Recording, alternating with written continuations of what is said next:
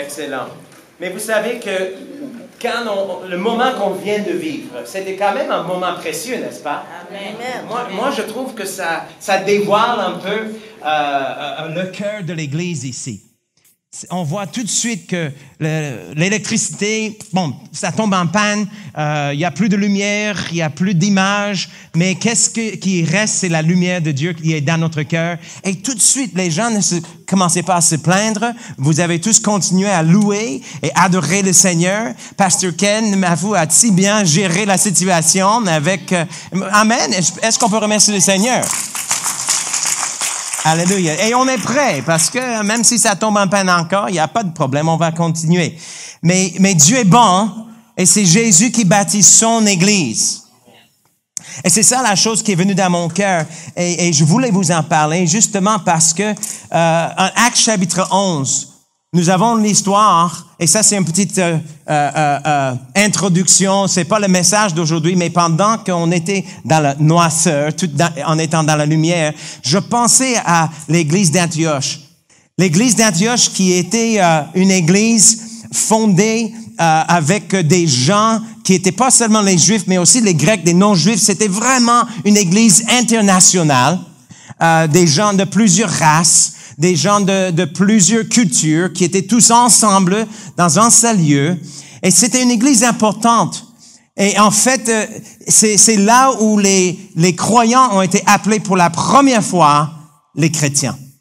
Et le mot chrétien, on sait que ça représente une petite version de Christ. Et c'est les non-croyants qui ont vu l'église d'Antioche en train de vivre leur vie quotidienne et ils ont dit, waouh, la façon qu'ils parlent, la façon qu'ils pensent, la façon qu'ils agissent, ça nous fait penser à Jésus-Christ de Nazareth. Et ça, c'est un bon témoignage, n'est-ce pas? Et c'est un peu qu'est-ce qu'on a vu ce matin. On voyait le cœur d'adorateur en vous, hein? Quand on était tout un coup dans la noirceur, la louange a continué. Amen. Et c'était important aussi, cette église d'Antioche, parce que vous vous rappelez de Saul de Tarse, l'ancien terroriste qui persécutait l'église, qui ravageait l'église. Et on sait que quand il était converti sur la rue de Damas, il a commencé tout de suite à prêcher. Et ensuite, il est allé en Arabie. Il avait un temps de préparation. Mais avant la fondation du monde, Saul de Tarse était appelé à être apôtre pour les païens. C'était son appel, c'était le logos, c'est ce que Dieu avait écrit à propos de sa vie avant qu'il a dit que la lumière soit. Dieu savait que Saul de Tarse était destiné à devenir un apôtre et le mot apôtre veut dire envoyé. OK? Il était envoyé par Dieu vers les non-juifs. Mais ce que nous voyons est important par rapport à l'église d'Antioche, c'est que Saul, pendant des années, il prêchait, il faisait des bonnes choses, mais il n'est jamais entré dans son ministère apostolique avant que Barnabas est allé le chercher à Tarse et il l'a ramené à Antioche, à l'église d'Antioche. Dans cette belle église internationale, dans cette belle église multiculturelle, et c'était dans cette église où pendant une saison, Saul et Barnabas et d'autres docteurs, d'autres prophètes, ils se réunissaient et ils enseignaient le peuple et ils ont établi une base solide et forte. Et c'est à partir de cette base solide et forte, de cette belle église d'Antioche, que pendant une réunion de prière, en Actes chapitre 13, le Saint-Esprit a dit, mettez à part pour moi Barnabas et Saul pour l'œuvre à laquelle je les ai appelés. Et donc, ils ont prié pour Saul, ils ont prié pour Barnabas, et donc, ils les ont envoyés. Ils étaient envoyés par le Saint-Esprit, c'est-à-dire que c'était seulement après avoir bâti la base à Antioche que le ministère apostolique de Saul, l'apôtre Paul, a commencé. Et c'est important pour vous et pour moi de reconnaître l'importance de l'Église locale. On ne peut jamais faire la volonté de Dieu dans notre vie si on n'est pas attaché à l'Église locale. Et vous savez bien, j'ai déjà partagé, il y en a qui sont ici depuis des longues années, d'autres qui sont là depuis un temps plus récent, mais il y a déjà 30 ans que le Saint-Esprit a parlé à moi et à mon épouse quand on était encore au Missouri. Et qu'est-ce que nous avons reçu comme instruction? C'était d'aller au Québec. Et c'était surnaturel parce qu'on connaissait personne ici, d'aller au Québec et établir une base, une église locale. Et à partir de cette base, vous serez capable de toucher les pays de la francophonie. Et ça, on a toujours vu l'Église de la Vie comblée comme une église d'Antioche. Une belle église, où on peut avoir une église internationale, multiculturelle, mais une église qui va servir de base vraiment pour ce ministère apostolique. Et c'est pourquoi, et je ne sais pas est-ce que les images vont marcher aujourd'hui ou non? Sinon, c'est pas grave. Où sont est-ce qu'on va avoir des images aujourd'hui ou non? Sinon, on va faire ça une autre fois. Là, je vois mon fils qui court. Est-ce que, on va voir si ça marche. Parce que j'ai emmené des images avec moi aujourd'hui, quelques petits clips vidéo, et je voulais partager cela avec vous parce que, encore une fois, à chaque fois que nous avons l'occasion de quitter Drummondville, à partir de cette base, vous allez avec nous. Et donc, toutes les images que vous allez voir, c'est encore le fruit de cette église, le fruit de vos prières et de tout. Et donc, il y a des belles images parce que Dieu est en train de faire des grandes choses. Et on a toujours eu cette passion d'avoir une église qui allait faire un impact à Drummondville, dans toute la province du Québec, dans toute la francophonie et au-delà. Et ça se passe, ça se réalise. Et on voulait tellement vous partager un bon rapport, un témoignage de qu'est-ce que Dieu est en train de faire. Les choses qu'il a parlé, il a mis dans notre cœur et que vous êtes au courant de plusieurs de ces choses depuis longtemps, mais que même des visions qui sont là depuis 30 ans, qui se réalisent au fur et à mesure. Et vous faites partie de tout cela. Et c'est vraiment des belles choses. Donc, dis-moi, Zach, est-ce que ça va fonctionner ou non? Hein? Ah, il va en haut, OK. Donc, comme j'ai dit, ma femme et moi, on a passé 2 semaines en Afrique. On va vous montrer des photos peut-être dans quelques instants. Mais toute cette histoire de l'Afrique, c'était encore une partie de cette vision que le Seigneur nous a donnée il y a 30 ans. Quand il parlait du Québec, il parlait de la francophonie. Il a mis dans notre cœur l'Afrique. On a même eu une occasion une fois avec Reinhard Bonnke, le grand évangéliste qui a fait beaucoup en Afrique, de prier sur nous pour ces choses. Et il y a des choses qu'on portait dans notre cœur pendant toutes ces années que déjà on voit, j'ai vu un flash, que ces choses commencent à se réaliser et c'est vraiment génial. Donc, dis-moi, parce que sinon je fais autre chose, mais je pense que... OK, c'est bon. Donc. Mais voilà. Donc, juste pour dire, combien nous sommes reconnaissants pour l'Église de la Vie comblée? Combien nous sommes reconnaissants? Et ce matin, quand j'ai vu le cœur de cette Église dans l'adoration, et malgré des petits pépins, des petites difficultés, je dis, wow, ça c'est une bonne base. Ça c'est une Église qui va de gloire en gloire, une Église en santé. Et laisse-moi vous dire que le meilleur est à venir pour l'Église de la Vie comblée. Amen. Le meilleur est à venir. Et j'ai bien hâte de voir tout ce que le Seigneur va faire. Donc, je vais voir. Dis-moi. Parce que sinon, je vais faire autre chose. Et voilà. Église de la Vie comblée. Est-ce qu'on peut remercier le Seigneur pour l'équipe de audiovisuel? Ils font un travail extraordinaire. Donc, je pense que ça vaut la peine. Vous allez vouloir voir plusieurs de ces images, plusieurs de ces petits clips vidéo. Parce qu'on est parti pour le Gabon et pour le Congo et le RDC, la République démocratique du Congo.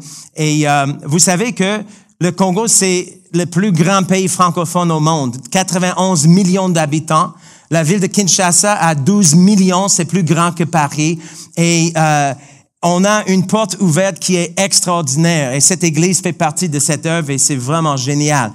Donc, il y a des personnes au Gabon qui veulent tellement que Réma vienne. Réma, c'est le centre de formation biblique que nous avons commencé ici. On fait partie d'un réseau de 225 campus dans 51 pays. Vos pasteurs Ken et Valérie sont diplômés. Il y a plusieurs. Combien de diplômés de Réma sont là? Levez la main. Il y en a beaucoup. Est-ce qu'on peut remercier le Seigneur pour eux aussi? Et donc, voilà, on est flexible, hein? Si ça va venir, je vais attendre. Voilà. Donc, c'est là où le voyage a commencé. C'était à Libreville, au Gabon. Et vous voyez la statue ici, c'est la statue d'un esclave qui est libéré. Et c'est intéressant parce que cette ville a été fondée quand les Français ont intercepté un bateau avec des esclaves, et c'était un bateau portugais, c'était illégal, et ils ont intercepté le navire avec les esclaves, ils l'ont ramené ici, à cet endroit-là, ils ont relâché les esclaves, ils ont fondé la ville de Libreville. Et on a eu des rendez-vous divins à Libreville, des pasteurs qui veulent vraiment que Réma vienne au Gabon. Et donc, je peux pas aller dans tous les détails, mais c'était génial. On peut avancer. Donc, ça, c'est un des pasteurs qui est là, qui veut vraiment nous aider à organiser. Et il est très ami avec un diplômé de Réma Québec, pasteur Henriot, Marie-Monique. Et donc, il a déjà vécu à Montréal. On a rencontré plusieurs pasteurs. Tout le monde veut que Réma vienne. Prochaine image, on va regarder ça vite. Ça vaut la peine. Donc, ça, c'est juste dans la rue de Gabon. Ah, ça, c'est pas la bonne, mais... OK, là, on est rendu à Kinshasa. Ça, c'est à Gombe, à Kinshasa. Donc, tu vois, c'est une grande ville moderne. OK, c'est très bien. Mais il y a des rues qui sont comme ça. Et donc, si on peut aller aussi... Ah, non, ça, c'est Gabon encore. C'est un peu mélangé, mais ça, c'est au Gabon encore. On continue. Je voulais vous montrer. Voilà. Et ça, c'est aussi à Kinshasa. Ça, c'est une rue dans un quartier populaire. C'est là où nous avons fait la conférence pour les pasteurs dans ce quartier ici.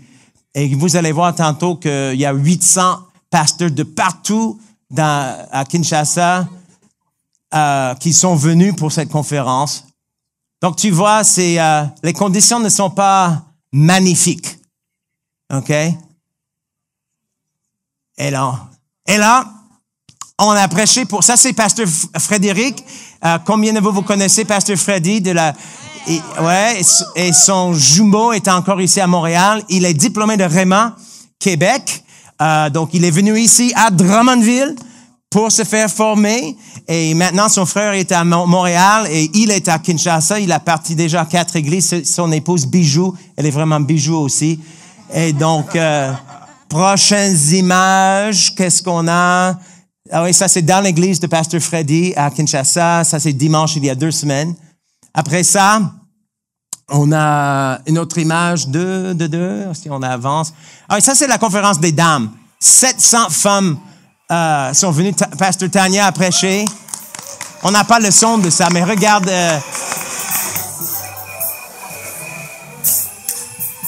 Ça c'est ma belle. C'est facile de la retrouver. Mais regarde la joie de vivre, hein? C'est fun, hein?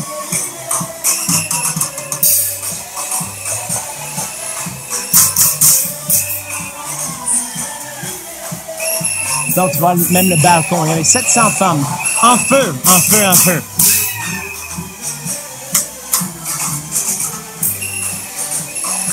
Et on peut avancer. Je pense que si on pèse sur la flèche, ça va aller.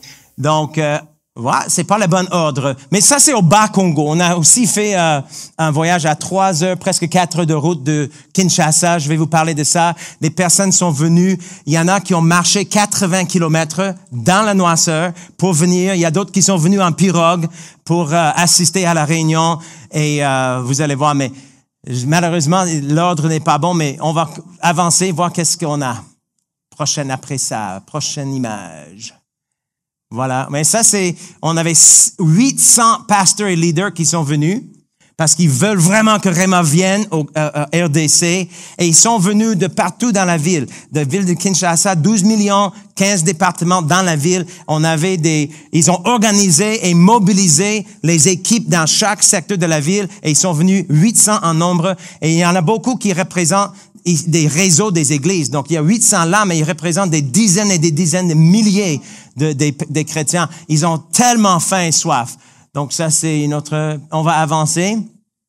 Ça, c'est pas le bon ordre, mais ça, c'est la conseillère du président de la République démocratique du Congo. Elle a habité pendant des années au Canada. Et Marie-Claire, qui est diplômée de Réma Québec, OK? Marie-Claire... Elle est congolaise, son père était ambassadeur, mais elle est pasteur à Laval. Mais elle a été appelée par cette femme de venir au Congo pour l'aider. Elle a une position très importante, tout ce qui concerne la jeunesse, les femmes battues, et il y avait 3 autres, je sais quoi l'autre. Elle a un mandat énorme. Donc, elle voulait nous rencontrer. Elle a demandé qu'on prie pour elle. Donc, elle est comme responsable pour les problèmes qui touchent 65% de la population. Mais encore, un diplômé de Réma Québec qui est positionné là. Et c'était génial. Tu vois le pourquoi parler en langue qui est sur la table là. C'est bon. Donc, c'est vraiment bien. Prochaine image. Je m'excuse, c'est pas vraiment... ça, c'est au Bas-Congo. Ils nous ont donné une offrande. Les gens, ça, c'est beaucoup pour eux. C'est du foufou, c'est des bananes. Et je tiens quelque chose qui est là. Tu vas voir dans une autre image, c'est quoi que je tienne. J'espère. Si on avance, prochaine image. Ça, c'est au Bas-Congo. Non. Donc, ça, c'est le président du Parlement provincial de Kinshasa. Il est chrétien, il est pasteur. J'ai prêché dans son église la semaine passée, et il y a 2 semaines. Et donc, lui, il est vraiment dans une position importante, parce qu'encore, c'est lui qui est responsable pour gérer la ville de Kinshasa. On a vraiment la faveur avec lui aussi. Donc, ça, c'était génial. Prochaine image. J'espère. Qu'est-ce qu'on a? C'est tout éparpillé, mais voilà. Quelle surprise est-ce que je vais avoir? Est-ce que vous aimez savoir les photos? OK, prochaine. Je ne veux pas vous ennuyer. Est-ce qu'il y a d'autres choses là? Je sais qu'il y a d'autres choses. Voilà. Ouais. OK. OK. Ouais, on a déjà vu celle-là assez longtemps. Là. Ah bon? Ben sinon, mais il faut savoir. C'est fini? OK, c'est fini. Mais là, tu as vu la photo, mais tu n'as pas vu qu'est-ce que je tenais, c'était en chèvre. Donc, ils m'ont offert en chèvre, parce que ça, c'est dans les villages, c'est vraiment une façon d'honorer quand il y a un chef ou quelqu'un qui vient les visiter. Donc, ils offrent un chef. Donc, moi, j'ai mangé le foie du chef, donc c'est bien. Donc, voilà. Tu aimes la chemise? Hein? C'est une femme de l'église qui a fait cela. Mais on n'a pas l'image de vidéo du Bas-Congo, non? Bon, c'est pas grave. Sinon, vous avez eu quand même un petit aperçu. Et une autre fois, on va regarder d'autres choses. Mais pourquoi est-ce que je montre ces photos? Parce que, encore, on peut voir toutes les portes qui s'ouvrent. On voit les 800 pasteurs et leaders qui sont là et qui ont faim et soif. Ils m'ont presque menacé. Il y avait un pasteur qui s'est levé, il a dit, Pasteur Ken, vous avez une grande responsabilité. Parce que cette école biblique pratique, nous en avons besoin ici, à Kinshasa et au Congo. Et si ça n'arrive pas, on va vous tenir responsable. Et on va prier des mauvaises choses sur toi. Non, et il faisait les farces, mais on voit la faim, le soif de ces gens.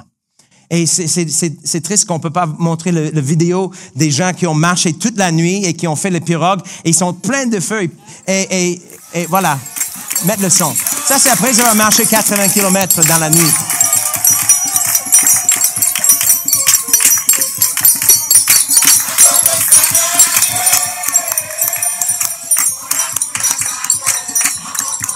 Ils n'ont pas l'air trop fatigués, hein? Voilà.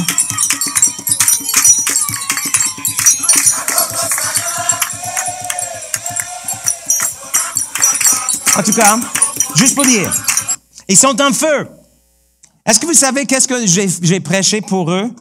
J'ai prêché en Romains chapitre 1, quand l'apôtre Paul a parlé aux Romains, il a dit, j'ai le désir d'aller vous visiter pour partager avec vous un don spirituel, mais aussi d'être encouragé par notre foi que nous avons en commun.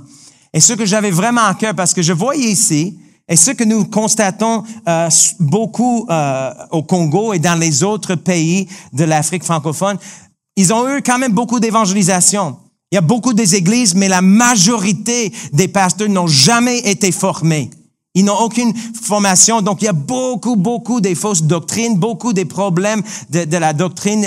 Et donc, là, nous avons une force. On peut aller apporter un équilibre, une stabilité. Et c'est pourquoi les pasteurs nous supplient, il faut que tu viennes, il faut que tu viennes. Mais qu'est-ce que j'ai dit à eux? C'est que, wow, regarde, vous avez marché toute la nuit, vous avez fait des pirogues et vous êtes en feu et vous faites cela. Et j'ai dit, bon, je pense qu'on a besoin de votre zèle, de votre dévouement au Québec et aux États-Unis.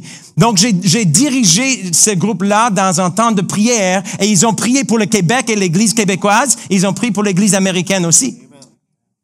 Amen? C'était vraiment quelque chose de fort.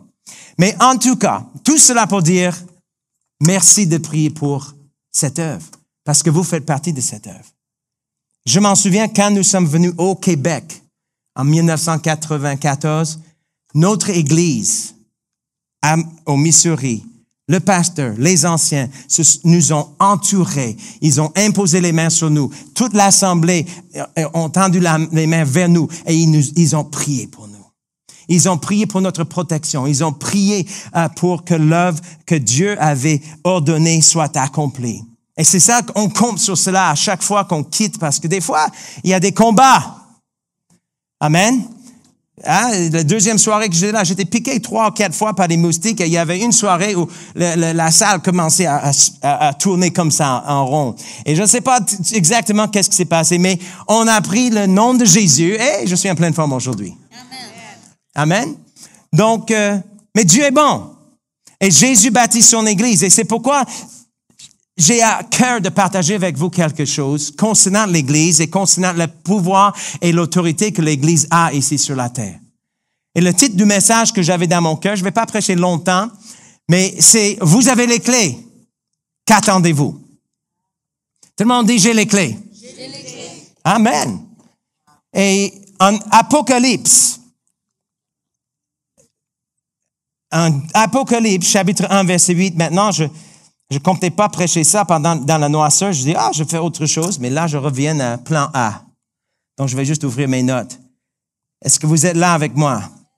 Est-ce que vous êtes content d'être là ce matin? Amen. Déjà, on a eu un bon temps. Hein? Mais en Apocalypse, chapitre 1, verset 18, Jésus, qui est ressuscité, il dit ceci, « Ne crains point. Je suis le premier et le dernier et le vivant. J'étais mort, et voici, je suis vivant au siècle des siècles. Je tiens les clés de la mort et du séjour des morts. » N'est-ce pas une bonne chose que Jésus tienne les clés? J'ai une clé ici, quelque part. Quelqu'un va reconnaître ça. J'ai une clé ici. En fait, c'est notre ami Donald Paquin qui m'a offert cela une fois, il y a des longues années. Et je garde ça pour me rappeler de l'autorité que nous avons dans Jésus-Christ. Mais nous avons ici une clé qui est symbolique. Mais Jésus a dit, je tiens les clés. Il tient pas les clés de n'importe quoi. Il tient les clés du séjour des morts. OK? Il tient les clés de la mort et du séjour des morts. Donc, tout pouvoir lui a été donné. Et donc, c'est bon de savoir que Jésus tient les clés, mais si on s'arrête là, on va passer à côté de quelque chose de super important.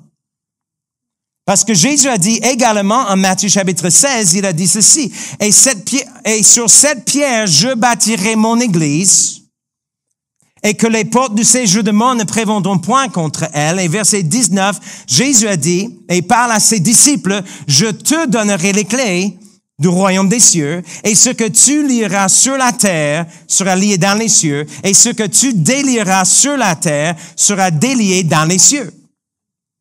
Donc, Jésus a reçu les clés et il a tourné de bord, il a donné les clés à son Église. Et c'est important parce que l'Église a un mandat à remplir. Nous sommes appelés d'aller dans tout le monde et de prêcher la bonne nouvelle à toute la création, de faire de toutes les nations des disciples. Mais si on n'a pas la clé ou on ne sait pas qu'on a la clé, on ne va jamais pouvoir entrer pleinement dans le plan de Dieu pour notre vie. Regardez le voisin à côté de toi, dis, Dieu a un plan pour ta vie. Et dis à la même personne, Dieu ouvre les portes et il veut fermer les portes que personne ne peut ouvrir et fermer. Amen. Amen. Donc Dieu a un plan, mais pour accomplir le plan de Dieu, nous avons besoin de la clé. Amen. Combien de vous, vous avez une clé avec vous ce matin? Montrez-moi votre clé si c'est proche. Hein, vous avez une clé, montrez-moi ça. On sait c'est quoi, hein, d'avoir l'expérience. Est-ce que quelqu'un a déjà eu l'expérience d'oublier sa clé et d'arriver vous êtes arrivé chez vous et vous pouvez pas ouvrir la porte? Combien de vous, vous avez déjà eu cette expérience? Ouais. C'est vraiment agréable, n'est-ce pas? C'est le fun. On est sur le perron. On peut même, des fois, on voit, il y a une fenêtre dans la porte, juste à côté, et on peut regarder à l'intérieur de la maison et on voit les choses qui nous appartiennent, On voit les choses qui sont à nous. On voit la table, peut-être qui est déjà mise, prêt à manger. On voit nos télévisions. On voit toutes les choses qui sont à nous, mais on ne peut pas toucher les choses qui nous appartiennent. Il y a beaucoup de chrétiens qui vivent leur vie chrétienne comme ça. Il regarde dans la fenêtre même de la Bible et dit, « Wow, Seigneur, je vois par la fenêtre de ta parole que tu as dressé devant moi même, et devant mes ennemis. Tu as dressé une table. Il y a de la guérison sur cette table. Il y a la prospérité sur cette table. Il y a des belles promesses dans la parole de Dieu, mais c'est comme si je suis en dehors, je peux pas y toucher. Et Seigneur, je sais que ces choses m'appartiennent, mais je peux pas avoir accès. » J'ai une bonne nouvelle, vous avez la clé. Tout le monde dit, j'ai la clé. Hallelujah. Donc, les clés sont importantes. Mais qu'est-ce qu'on remarque dans ce verset? Jésus a dit, « Je te donnerai les clés du royaume et ce que tu liras sur la terre et ce que tu délieras sur la terre. » Tout le monde dit « sur la terre ». Les clés du royaume doivent être utilisées sur la terre. Et c'est ce qu'on va voir aujourd'hui, c'est que beaucoup de gens passent à côté du plan de Dieu pour leur vie. Ils passent à côté des projets de Dieu pour leur vie parce qu'ils attendent que Dieu fasse quelque chose, mais en réalité, Dieu attend que nous fassions quelque chose. Amen? Il y a des choses que Dieu a projetées sur ta vie quand nous sommes son ouvrage et on été créés en Jésus-Christ pour des bonnes œuvres qu'il a préparées en avance. Mais il faut prendre la clé et il faut ouvrir les portes. Il faut pas attendre que quelqu'un d'autre le fasse pour nous. Il faut pas attendre que Dieu le fasse. Parce que Dieu est aussi... Hein? On sait que Jésus est déjà monté au ciel, il est assis à la droite du Père, et voilà. On continue. Tout le monde m'entend bien, oui? Amen. Donc, on a les clés. Et qu'est-ce qui est intéressant quand on pense à la clé? C'est que, c'est comme ici dans ma poche, j'ai apporté une deuxième clé. C'est une petite clé, mais c'est une clé que mon ami en Alabama m'a prêtée. Une fois, quand j'étais chez lui, et il a dit, bon, je te donne une clé, comme ça, si je ne suis pas là, tu vas pouvoir entrer dans la maison. Oh, merci. Mais il y a une chose avec cette clé, par hasard, je l'ai gardée dans ma poche et je suis parti d'Alabama, et donc il faut que je le ramène à lui une autre fois. Cette clé ne marche pas au Québec. Cette clé ne marche qu'en Alabama. Amen? Donc, qu'est-ce que je suis en train de dire? Les clés que le Seigneur Jésus nous a données, les clés du royaume, ça marche seulement si quelqu'un ici sur la terre l'utilise. C'est pourquoi ça ne donne absolument rien de prier les saints qui sont partis au ciel et tout cela, parce qu'il y a une loi spirituelle que Dieu a mis en place. Il a créé Adam, il a créé Ève, et il a donné l'autorité à Adam et Ève dans le jardin. Ils ont dit, voilà, je te donne cet espace, mais c'est à toi de dominer. Tout le monde dit dominer. Dominer. En autre mot, ils ont reçu l'autorité. Dieu a donné les clés, si tu veux, spirituellement parlant, du jardin à Adam et Ève, ici sur la terre.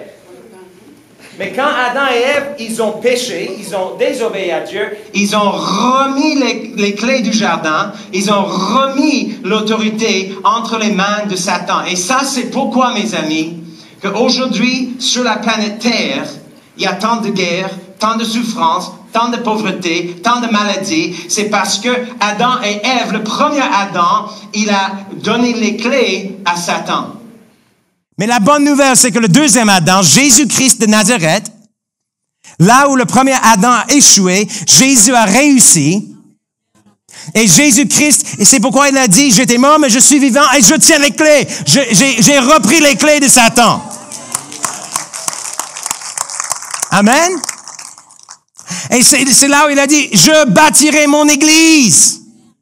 Les portes de séjour de mort ne prévaudront point contre « Je te donnerai les clés ». Attends pas que Jésus, qui est assis à la droite du Père, vienne faire des choses pour vous. Il vous a déjà donné les clés. Est-ce que vous me suivez ce matin? Ces clés doivent être utilisées ici sur la terre. Pourquoi est-ce que les clés sont importantes? On sait que ça représente l'autorité, premièrement. Mais il y a d'autres raisons pourquoi les clés sont importantes. On sait qu'une clé peut donner accès et ça peut refuser l'accès à des gens, n'est-ce pas? Si vous avez la clé, vous pouvez dire non, tu n'entres pas dans ma maison. Ou si un ami ou quelqu'un que tu aimes, tu dis ah oui, toi tu vas entrer dans ma maison. Et avec les clés, on peut dire au diable non, tu restes dehors. On peut même dire à la maladie non, tu restes dehors. À la pauvreté non, tu restes dehors. Mais on ouvre la porte aux bénédictions de Dieu. Oui, Dieu m'a donné toutes choses en Jésus-Christ et je donne accès à Dieu, je donne accès à sa paix, je donne accès à sa sagesse, je donne accès à sa provision dans ma vie, mais je refuse de donner accès à Satan, au voleur qui ne vient que pour dérober et égorger et détruire. Mais c'est vous qui avez la clé. Tout le monde dit j'ai la clé. Alléluia. Donc, la clé donne accès. La clé aussi relâche la puissance. Hein? Combien de vous avez une clé de voiture ou de moto? Quelqu'un est venu à moto ce matin? Est-ce que tu es venu à moto? Pas aujourd'hui. Ah, voilà. Mais vous savez, on peut avoir une bicyclette extraordinaire, puissante, avec un moteur qui est vraiment fort. Mais si vous n'avez pas la clé, le moteur va rester inerte. Ça fait absolument rien. Ça ne bouge pas. Et vous savez quoi? Dieu vous a donné toutes choses qui contribuent à la vie et à la piété. En fait, il vous a donné la puissance de Dieu qui est infiniment au-delà de tout ce que vous pourrez même imaginer. Mais si vous ne savez pas que vous avez la clé, cette puissance va rester inerte dans votre vie chrétienne. Amen? Donc, la clé est importante pour donner accès, pour représenter votre autorité et aussi pour relâcher la puissance de Dieu. Amen? Donc, qu'est-ce qu'on doit faire? Si on sait que nous avons la clé, si nous comprenons que il est tellement important d'utiliser les clés, quelles sont des choses qu'on doit faire? C'est le OMC, le oui, mais comment, Pasteur Ken? Le OMC, tout le monde dit OMC. Ça, c'est quoi? Oui, mais comment? Comment est-ce qu'on peut se servir de nos clés? 4 choses rapides. Et ça va changer votre vie. Est-ce que vous êtes prêts? Oui. Première chose, sachez que vous avez la clé. C'est simple, hein? Serge, est-ce que tu es là aujourd'hui? Est-ce que Serge est parti? Il est occupé, hein? Ah. Mais Serge, il va s'en souvenir. Mais honnêtement, j'espère qu'il ne s'en souvient pas. Mais il y a bien des années, Tania m'a laissé au bureau de l'église et donc elle est partie avec quelqu'un d'autre et j'avais la voiture et j'étais censé de prendre la voiture, rentrer à la maison. Sauf que, j'arrivais pas à trouver les clés. J'étais au bureau, j'étais pris. Donc, qu'est-ce que j'ai fait? J'ai pris le téléphone, j'ai appelé Serge. Hein? Notre cher Serge qui est tellement, je sais pas, il est là. J'espère que tu as oublié cette histoire. Mais, donc, il s'est déplacé de chez lui, il est venu à l'église, il m'a fait un lift chez moi pour que je puisse trouver la clé de ma voiture. Et donc, l'affaire, c'est qu'en arrivant à la maison, je ne trouvais pas. Je ne trouvais pas la clé chez moi. Mais tout d'un coup, j'ai rechecké une autre poche et j'avais la clé tout au long. Donc, j'ai fait déplacer Serge pour rien. J'espère que tu m'as pardonné. Peut-être, j'espère que tu as oublié, en fait. Mais, juste pour dire combien de fois, en tant que chrétien, on sait, Seigneur, je ne sais pas quoi faire. Oh, Seigneur, on a un problème, on est attaqué dans notre cœur, on est attaqué dans nos finances, et Seigneur, j'espère que tu vas faire quelque chose, j'espère que tu vas faire quelque chose. Le Seigneur veut que tu saches, il a déjà fait quelque chose, il a envoyé son Fils et il t'a donné les clés. Amen. Donc, sachez que vous avez déjà la clé. Ça, c'est la première des choses. Mais la deuxième chose, il faut savoir dans quelle porte votre clé va fonctionner. Parce qu'encore une fois, j'ai la clé ici de la maison de mon ami en Alabama. Alabama, c'est loin d'ici. Cette clé ne va pas marcher dans votre porte, chez vous. Ça va pas marcher dans la porte de notre voisin. Ça va marcher seulement dans la porte pour laquelle cette clé a été fabriquée. OK? Et quand on vient à la parole de Dieu, il faut savoir que oui, Jésus nous a donné les clés. Oui, il nous a donné le pouvoir et l'autorité. On peut utiliser son nom. Tout ce que vous demandez en priant, croyez que vous l'avez reçu. Mais il y a quand même certaines conditions. Si vous demeurez en moi et que ma parole demeure en vous, demandez ce que vous voudrez et cela vous sera accordé.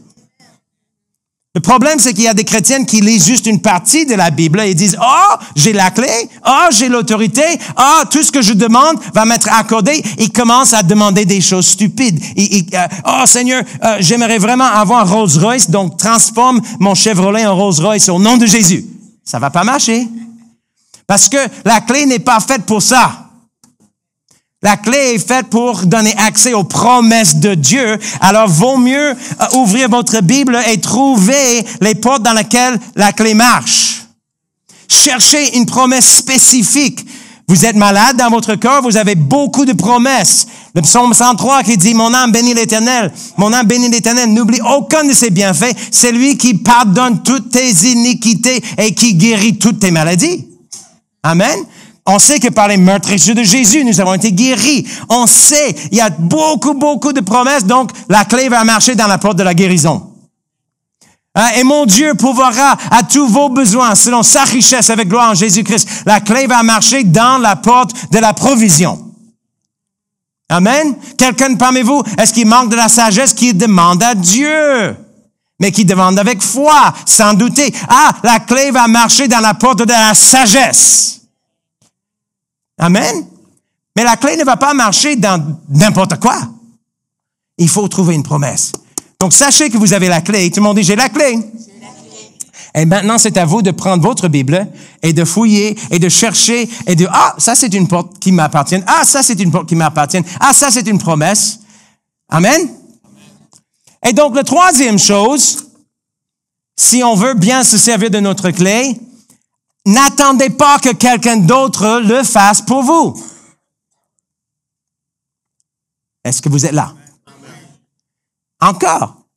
Est-ce que vous avez déjà eu l'expérience de signer un bail? Qui a déjà signé un bail? Qu'est-ce que le propriétaire va faire quand vous signez le bail? Il va vous remettre la clé. Absolument.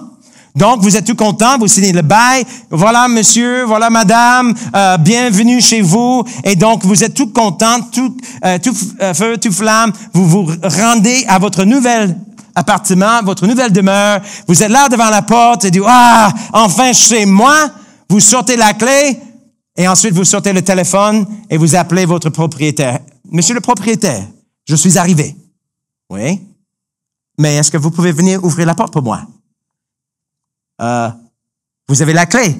Oui, mais je me sens pas tellement digne et je suis pas vraiment habitué.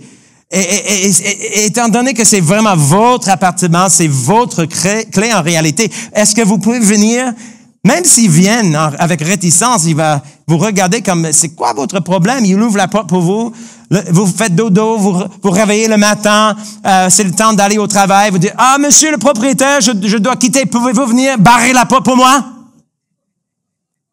Qu'est-ce qu'il va dire? Qu'est-ce qu'il va dire?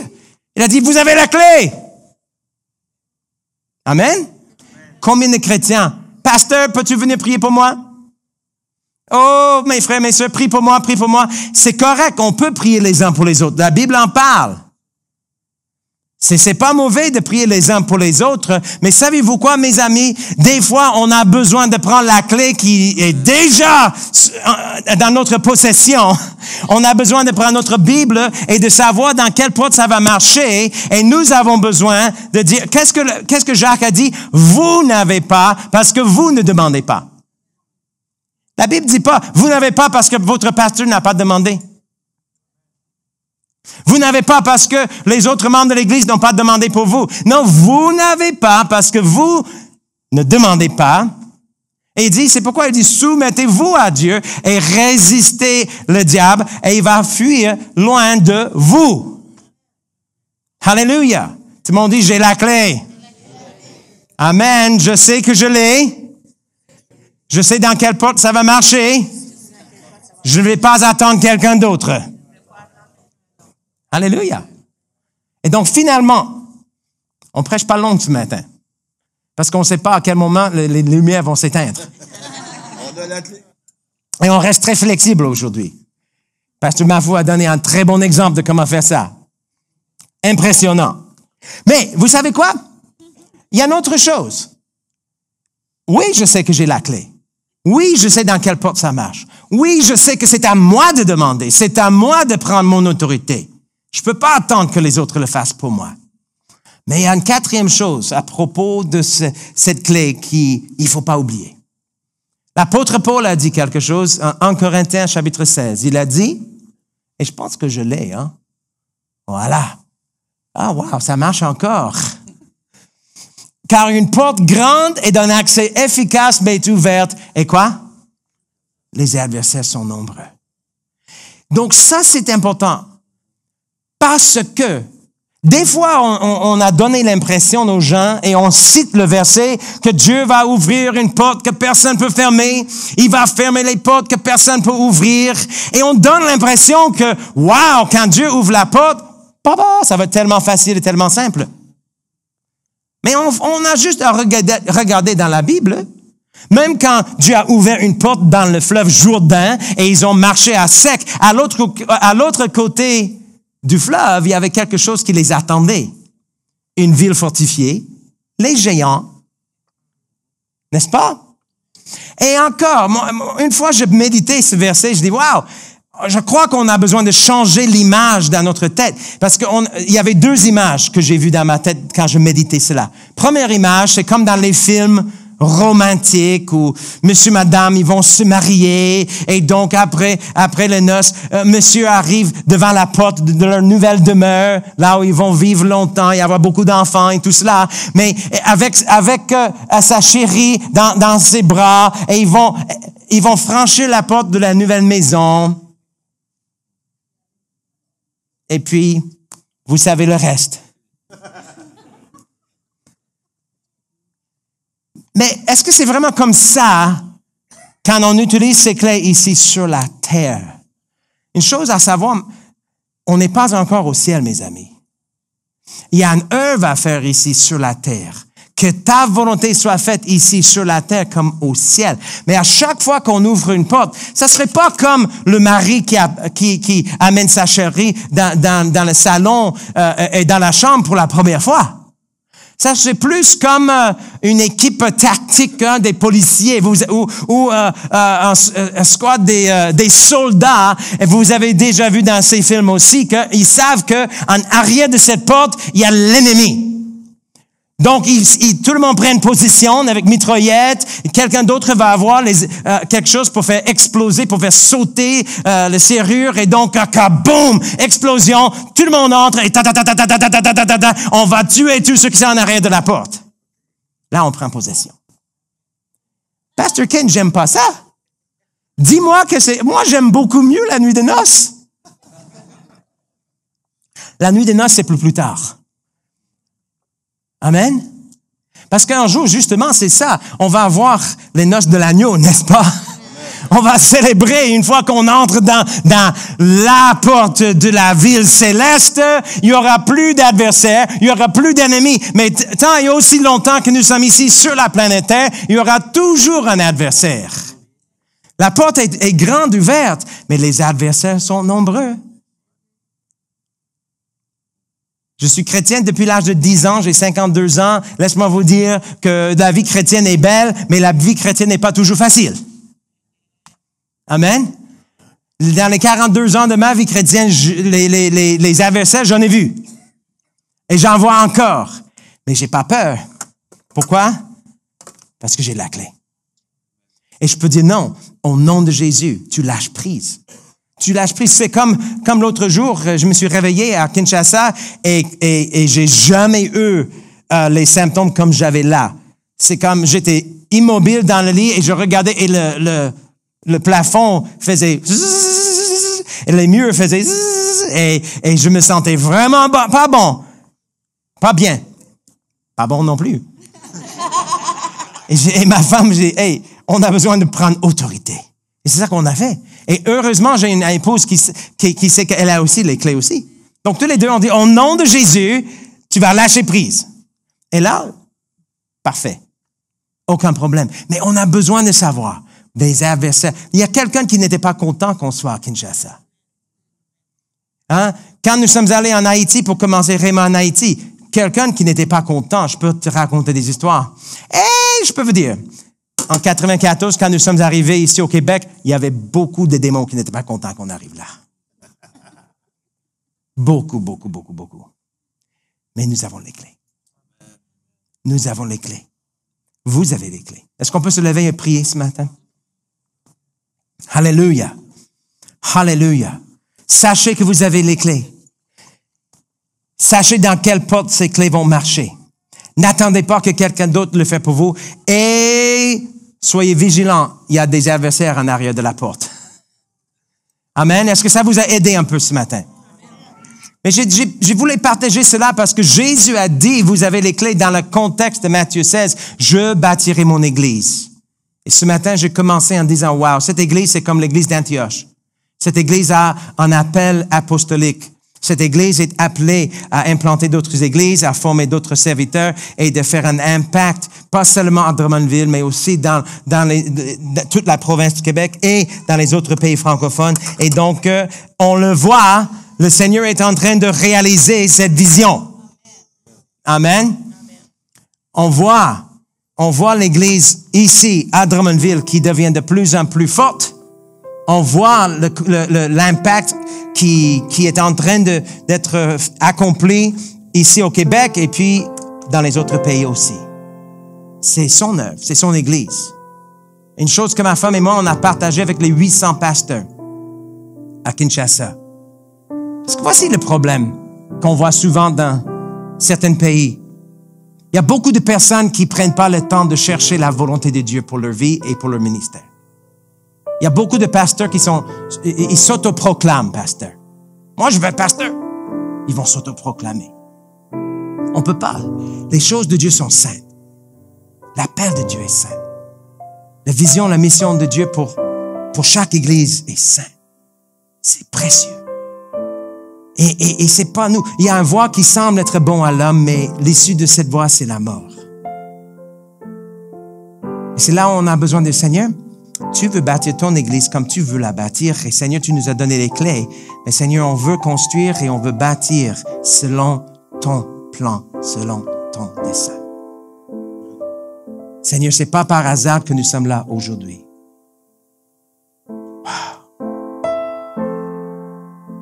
Et je peux le dire. Moi, je sais, c'est pas un hasard que Ken Mafou est venu à Rhéma Québec. J'ai des frissons quand je le dis. Je sais. Mais tout cela, ça fait partie du plan global de Dieu. Dieu savait que c'est lui qui était appelé à diriger cette église locale. Amen. Mais c'est pas pour rien que j'étais avec des gens la semaine passée que tu as vu la vidéo.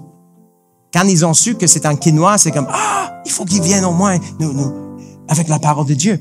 Et on voit la sagesse de Dieu. Dieu a dit, allez à Drummondville, établir une base, et à partir de cette base, tu vas toucher les nations de la francophonie. Et aujourd'hui, on a des gens ici de Haïti. On a des gens qui ont été au Cameroun. On a des Congolais ici. Je pense qu'on a même quelqu'un de Brazzaville ici, n'est-ce pas? Mais Dieu a amené ces personnes-là. Pourquoi? Parce que Dieu a un plan. Et son plan est en train de s'accomplir. Mais c'est saint. C'est saint. C'est saint. Donc c'est avec révérence et avec honneur qu'on dit, Seigneur, on veut se soumettre à ton plan. Et ce qu'on sait, c'est que une église locale, c'est pas un bâtiment, on est au cinéma. C'est vous, c'est les gens. Et si une église locale va être en santé, il faut que chaque membre de l'Église prenne sa place.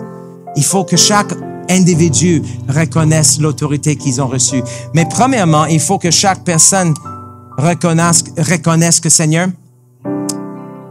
c'est toi qui as placé dans la cour comme tu as voulu chaque personne. Et Seigneur, si c'est toi qui m'as placé à la vie comblée, je veux rester à la vie comblée. Et Seigneur, je veux trouver ma place à la vie comblée. Je veux trouver exactement, Seigneur, la place où je fit et la contribution que je peux faire pour faire grandir cette Église. Parce que Seigneur, ce n'est pas la fin, ce n'est que le commencement de l'Église de la vie comblée à Drummondville. L'impact à Drummondville a à peine commencé. Et je le sais. Il a amené la bonne personne pour diriger dans cette saison, dans la personne de Pasteur Ken et Valérie Mafou. Et je suis tellement fier d'eux, je suis tellement content. Il amène aussi la bonne équipe autour de eux. Il amène aussi les bonnes personnes qui s'ajoutent à cette Église, à cette assemblée. Mais sachez, Église de la vie comblée, que vous avez la clé. Vous avez la clé pour aller prendre possession de cette ville, pour aller gagner les âmes, pour aller faire les disciples à Drummondville. Et vous pouvez aussi prier pour cette œuvre internationale parce que nous sommes une église locale avec une vision mondiale. Oh Père Céleste, juste prions ce matin. Père, au nom de Jésus, nous te remercions. Tu as dit, tu bâtiras ton église, Seigneur Jésus, et les portes du séjour de monde ne prévaudront point contre elle. Oh, alléluia. Merci, Père Céleste. Merci, Seigneur Jésus. Seigneur, nous t'aimons et nous te remercions. Nous te remercions, Père Céleste. Juste avec les yeux fermés pour un instant, prenez quelques instants pour réfléchir. Tellement de choses que je pourrais dire. Je suis tellement fier de cette Église.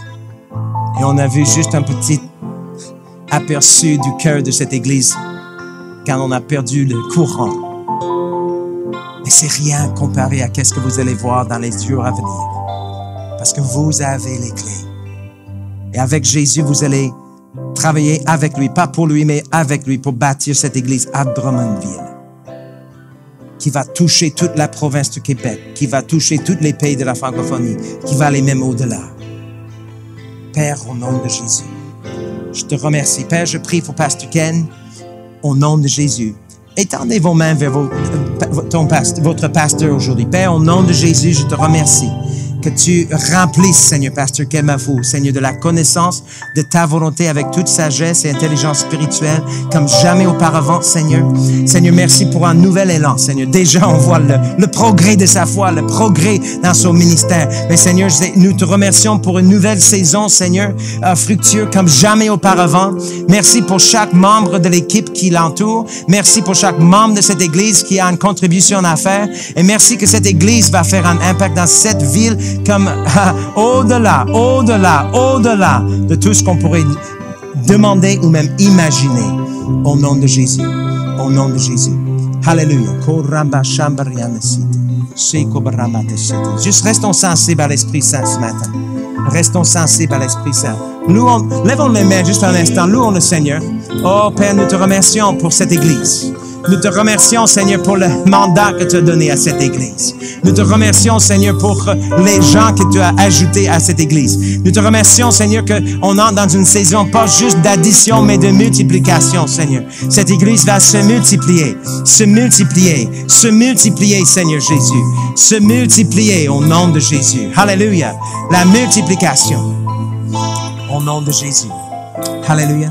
Et avec tous les yeux fermés, juste avant de terminer, je veux juste m'assurer que tout le monde ici a déjà pris la décision de donner leur vie à Jésus-Christ. Et vous savez que la Bible nous enseigne que tous sont péchés, sont privés de la gloire de Dieu. Mais Dieu a prouvé son amour envers nous en ce que, quand nous étions encore dans les péchés, Christ est mort pour nous. Car le salaire du péché, c'est la mort, mais le don gratuit de Dieu, c'est la vie éternelle en Jésus-Christ. Et si tu confesses de ta bouche le Seigneur Jésus et crois dans ton cœur que Dieu l'a ressuscité des morts, tu seras sauvé. Donc, je vais compter à 3. S'il y a quelqu'un ici qui dit, Pasteur Ken, tu parles et j'entends ces choses à propos de l'Église, mais pour être honnête avec moi-même et pour être honnête avec Dieu, je ne sais même pas si j'ai la vie éternelle. Peut-être tu crois en Dieu, peut-être tu crois même en Jésus-Christ, mais tu n'as jamais fait un choix personnel de faire une prière, de demander que Jésus devienne ton maître, ton sauveur. Et aujourd'hui, tu peux faire cette prière et j'aimerais le faire avec vous. Tous ceux et celles qui sont là et qui n'ont pas encore fait cette prière, je vais compter à 3. Et si tu veux juste lever la main et on va faire cette prière ensemble. Donc, est-ce qu'il y a quelqu'un ce matin qui dirait, j'aimerais quitter ce lieu avec une assurance que j'ai la vie éternelle, que mes péchés sont pardonnés et que Jésus-Christ est mon Seigneur. Donc, je vais juste compter à 3. Est-ce qu'il y a quelqu'un qui veut se faire cette prière? 1, 2, 3. Levez la main. C'est Dieu à voir avec la lumière. Amen. Il y a quelqu'un là? Amen. Donc, il y a une personne ici. Donc, on va faire la prière tous ensemble. Et monsieur qui a levé la main, on répète cette prière après nous, ensemble. On va dire ceci. Père Céleste, au nom de Jésus, je confesse que j'ai besoin de toi. Et je déclare avec ma bouche que Jésus-Christ est le Fils de Dieu. Il est le Sauveur du monde. Et à partir d'aujourd'hui, il est mon Maître. Il est mon Seigneur. Je crois de tout mon cœur que Jésus est mort, enterré et ressuscité. Je te donne toute ma vie aujourd'hui. À partir d'aujourd'hui, je veux vivre pour ta gloire. Au nom de Jésus. Est-ce qu'on peut remercier le Seigneur pour cette personne? Alléluia. Alléluia. Alléluia. Gloire à Dieu. Merci Père Céleste. Donc merci beaucoup. J'espère que vous avez aimé le bon rapport de qu'est-ce qui se passe en Afrique. Vous allez continuer à prier. Amen. Alléluia. Gloire à Dieu. Donc Zambé, Ampambalobino. Que le Seigneur vous bénisse. Est-ce que j'ai dit ça comme il faut? Ah bon, mais je vais apprendre. Donc, je vous aime. Merci. Je t'aime beaucoup. Hein? Merci.